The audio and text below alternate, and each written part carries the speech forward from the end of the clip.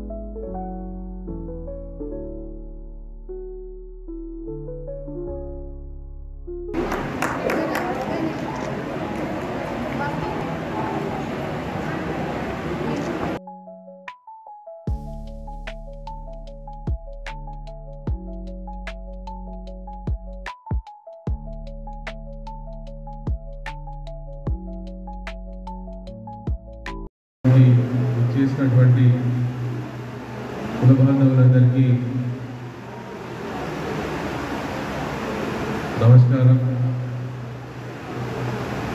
శుభాకాంక్షలు. ఇంతమంది ఇక్కడ వచ్చినందుకు అభినందనలు. మనమంతా ఇట్లాంటి వేదికల్లో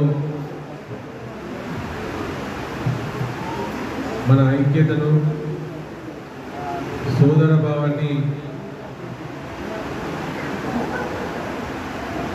వ్యక్తపరిచే ఒక వేదికను సద్వినియోగం చేసుకోవాలి.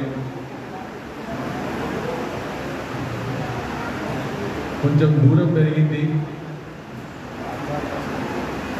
పిల్లల చోట, తల్లిదండ్రుల చోట ఆ దూరం తగ్గించే వేదిక కూడా ఇది అవుతుందని నా భావన.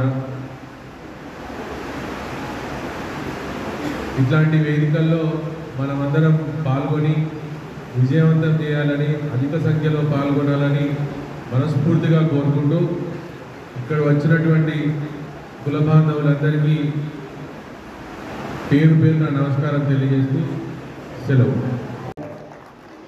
వేదికతో అందరూ కూడా పరిచయం అయిన వాళ్ళందరూ కూడా పేరు పేరున కుల బాంధవులందరూ కూడా ధన్యవాదాలు తెలుపుతూ, మరి ఇలాంటి కలయిక అందరికీ కూడా అవసరం.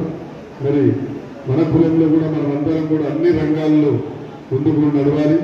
అలాగే మన పిల్లలకు కూడా మంచి చదువులో మంచి ప్రాధాన్యత ఇవ్వాలి. మరి మన కుల బాంధవులందరూ కూడా మరి అధ్యక్షులు ఉండొచ్చు, మరి స్టేట్ నాయకత్వం అందరూ కూడా మన పద్మశాలి కులం అన్ని రంగాల్లో చాలా వెనుకబడి ఉన్నాం. అలాంటి వాళ్ళందరూ కూడా ముందుకు నడిపేయాలని సభాముఖంగా చెప్తూ ఈ అవకాశం ఇచ్చిన మీకు అందరూ కూడా ధన్యవాదాలు తెలుపుతూ ఉంచుకుంటున్నాం.